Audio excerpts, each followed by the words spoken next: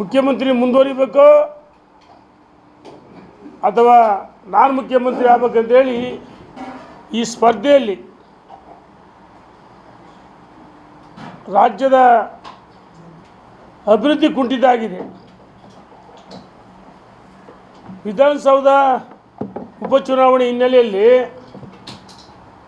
ಯಾವುದೇ ಸಚಿವರುಗಳು, ಮುಖ್ಯಮಂತ್ರಿ, ಉಪಮುಖ್ಯಮಂತ್ರಿ ಅವರ ಕಚೇರಿಯಲ್ಲಿ ರಾಜ್ಯದ ಜ್ವಲಂತ ಸಮಸ್ಯೆಗಳ ಬಗ್ಗೆ ಗಮನ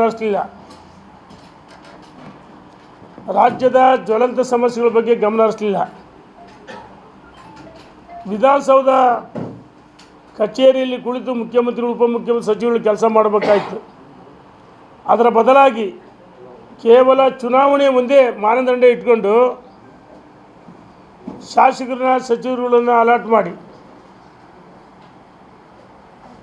ಉಪಚುನಾವಣೆ ಬರ್ತಾ ಹೋಗ್ತಾ ಇದು ಮುಖ್ಯ ಅಲ್ಲ. ಈ ನಾಡಿನ ಜ್ವಲಂತ ಸಮಸ್ಯೆಗಳು ಭಾಳಷ್ಟಿದೆ. ಇದ್ರಿಗೆ ಗಂಭೀರವಾಗಿ ಪರಿಗಣಿಸಿದ ಮಾನ್ಯ ಮುಖ್ಯಮಂತ್ರಿಗಳು ಇಡೀ ಸರ್ಕಾರ ನಿಷ್ಕ್ರಿಯವಾಗಿದೆ. ನಮಗೆಲ್ಲ ಒಂದು ಕಡೆ ಅನ್ನಿಸ್ತಾ ಇದೆ, ಈ ಸರ್ಕಾರ ಭಾಳ ದಿವಸ ಉಳಿಯಲ್ಲ. ಆಂತರಿಕ ಕಚ್ಚಾಟದಲ್ಲಿ ಸರ್ಕಾರ 100ಕ್ಕೆ 100 ಪತನ ಆಗುತ್ತೆ ಅಂತೇಳಿ ನಮಗೆ ಅನ್ನಿಸ್ತಾ ಇದೆ, ವಿಶ್ವಾಸ ಇದೆ. ನಿನ್ನೆ ದಿವಸ ಸಿದ್ದರಾಮಯ್ಯನವರು ಹೇಳಿದರೆ ನಮ್ಮ ಸರ್ಕಾರ ಕೇಂದ್ರ ಸರ್ಕಾರಕ್ಕಿಂತ ಆರ್ಥಿಕವಾಗಿ ಭಾಳ ಸುಭದ್ರವಾಗಿದೆ ಅಂತ ಹೇಳ್ತಾರೆ. ಸಿದ್ದರಾಮಯ್ಯನವರೇ ಕಾಂಗ್ರೆಸ್ ಆಡಳಿತದಲ್ಲಿ ಎಷ್ಟು ಲಕ್ಷ ಕೋಟಿ ಸಾಲ ಮಾಡಿದಿರಿ?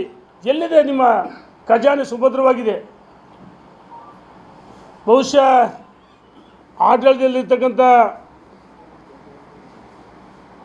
ಅವರು ಮನೆ ಸ್ವಂತ ಖಜಾನೆ ಭದ್ರವಾಗಿರ್ಬೋದು, ಸುಭದ್ರವಾಗಿದೆ, ಖಜಾನೆ ಅವರ ಭರ್ತಿಯಾಗಿದೆ. ಆದರೆ ರಾಜ್ಯದ ಖಜಾನೆ ಅವರೇ ಹೇಳ್ತಾರೆ ಅಭಿವೃದ್ಧಿಗೆ ಹಣ ಕೊಡೋಕ್ಕಾಗ್ತಾಯಿಲ್ಲ. ಈ ಭರವಸೆಗಳು 56,000 ಕೋಟಿ ನಮಗೆ ಹಣ ಹೊಂದಾಣಿಕೆ ಮಾಡೋಕ್ಕಾಗ್ತಾಯಿಲ್ಲ ಅಂತೇಳಿ ಮಾನ್ಯ ಮುಖ್ಯಮಂತ್ರಿಗಳು, ಉಪಮುಖ್ಯಮಂತ್ರಿ, ಸಚಿವರುಗಳು, ಶಾಸಕರು ವಿಭಿನ್ನವಾದ ಹೇಳಿಕೆಗಳನ್ನು ಕೊಡ್ತಾ ಇದ್ದಾರೆ. ಮಾನ್ಯ ಮುಖ್ಯಮಂತ್ರಿಗಳೇ, ನಿಮ್ಮ ಸರ್ಕಾರದ ಖಜಾನೆ ಸುಭದ್ರವಾಗಿಲ್ಲ. ನಿಮ್ಮೆಲ್ಲರ ಮನೆಯ ಖಜಾನೆಗಳು ಭರ್ತಿಯಾಗಿದೆ. ಸರ್ಕಾರ ಖಜಾನೆಗಳು ಖಾಲಿ. ಯಾಕಂದರೆ 60% ಕಮಿಷನ್ ಈ ಸರ್ಕಾರ.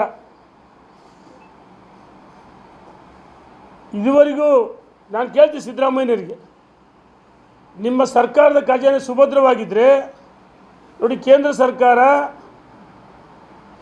ಅಭಿವೃದ್ಧಿ ವಿಚಾರದಲ್ಲಿ 20 ವರ್ಷ ಅಡ್ವಾನ್ಸ್ ಇದೆ. ಮಾನ್ಯ ನರೇಂದ್ರ ಮೋದಿಜಿಯವರು ಇವತ್ತು ದೇಶದಲ್ಲಿ ರಾಷ್ಟ್ರೀಯ ಹೆದ್ದಾರಿಗಳು, ಅಂತಾರಾಷ್ಟ್ರೀಯ ವಿಮಾನ ನಿಲ್ದಾಣಗಳಿರ್ಬೋದು, ರೈಲ್ವೆ ಇರ್ಬೋದು, ಎಲ್ಲ ಇಲಾಖೆ ಕೆಲಸ ಕೇಂದ್ರ ಸರ್ಕಾರಕ್ಕೆ ಇವರು ಸರಿಸಾಟಿನೇ ಇಲ್ಲ. ರಾಜ್ಯ ಸರ್ಕಾರ ಒಂದು ಕಡೆ ಗ್ಯಾರಂಟಿಯಿಂದ ನಮಗೆ ಅಭಿವೃದ್ಧಿ ಮಾಡೋಕ್ಕಾಗ್ತಾಯಿಲ್ಲ ಅಂತೇಳಿ ನಿಮ್ಮ ಶಾಸಕರು ಮಾತಾಡ್ತಾರೆ. ನಾನು ಕೇಳ್ತೀನಿ, ನಿಮ್ಮ ಸರ್ಕಾರ ಖಜಾನೆ ಭರ್ತಿಯ ಸುಭದ್ರವಾಗಿದ್ದರೆ ನಾನು ಸವಾಲಾಗ್ತೀನಿ, ಈ ರಾಜ್ಯದಲ್ಲಿ ಅಧಿಕಾರಕ್ಕೆ ಬಂದ ಮೇಲೆ ಎಷ್ಟು ಏತ ನೀರಾವರಿ ಮಾಡಿದಿರಿ? ಯಾವ್ಯಾವ ತಾಲೂಕಿಗೆ ಎಷ್ಟು ರಸ್ತೆಗಳು ಅನುದಾನ ಬಿಡುಗಡೆ ಮಾಡಿದಿರಿ?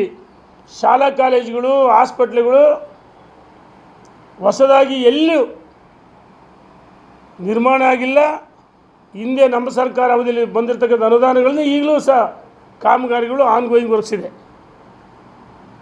ಸರ್ಕಾರದ ಖಜಾನೆ ಖಾಲಿಯಾಗಿದೆ, ನಿಮ್ಮ ಖಜಾನೆ ಭರ್ತಿಯಾಗಿದೆ. ನಿಮ್ಮೆಲ್ಲರ ಸರ್ಕಾರ ಆಡಳಿತ ಪಕ್ಷದ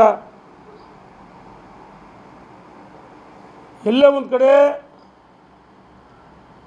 ಸರ್ಕಾರದಲ್ಲಿರ್ತಕ್ಕಂಥ ಶಾಸಕರಿಗೆ, ಸಚಿವರುಗಳಿಗೆ ಸರ್ಕಾರ ಎಷ್ಟು ದಿವಸ ಇರುತ್ತಲ್ಲ ಗೊತ್ತಿಲ್ಲ. ಯಾಕಂದರೆ ಜನಾಕ್ರೋಶ, ಜನ ತಿರುಗಿ ಬೀಳ್ತಿದ್ದಾರೆ, ರಸ್ತೆಯಲ್ಲಿ ಇವರು ಚೀಮಾರಿ ಆಗ್ತಿದ್ದಾರೆ. ಅದಕ್ಕೋಸ್ಕರ ನಿಮ್ಮ ಶಾಸಕರು, ಸಚಿವರುಗಳು ಜನರ ಬಳಿ ಹೋಗ್ತಾ ಇಲ್ಲ,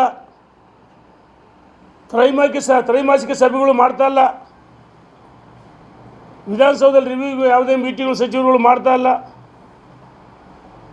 ಕುಡಿಯೋ ನೀರಿನ ಆಹಾಕಾರ ಬಂದಿದೆ. ಇದುವರೆಗೂ ಮಾನ್ಯ ಮುಖ್ಯಮಂತ್ರಿಗಳು, ಸಂಬಂಧಪಟ್ಟ ಸಚಿವರು ಗಮನ ಹರಿಸಿಲ್ಲ. ನಿಮ್ಮ ಪ್ರಿಯಾಂಕ ಖರ್ಗೆ ಅವರಿಗೆ RSS ಟೀಕೆ ಮಾಡೋದು ಬಿಟ್ಟರೆ, ಮೋದಿಯವರು ಟೀಕೆ ಮಾಡೋದು ಬಿಟ್ಟರೆ, ಗ್ರಾಮೀಣ ಇಲಾಖೆ ಭಾಳ ಒಳ್ಳೆಯ ಇಲಾಖೆ, ಅದರ ಮಹತ್ವನೇ ಗೊತ್ತಲ್ಲ ಅವರಿಗೆ. ಹಾಗಾಗಿ ಸರ್ಕಾರ ನಿಷ್ಕ್ರಿಯವಾಗಿದೆ. ಆಂತರಿಕ ಕಿಚ್ಚಾಟದಲ್ಲಿ ಸರ್ಕಾರ 100ಕ್ಕೆ 100 ಪತನ ಆಗುತ್ತೆ ಅಂತೇಳಿ ನಮ್ಗೆ ವಿಶ್ವಾಸ ಇದೆ. ಇದ್ರ ಜೊತೆಗೆ ಏನು ಅಲ್ಪಸಂಖ್ಯಾತರು ರಾಜೀನಾಮೆ,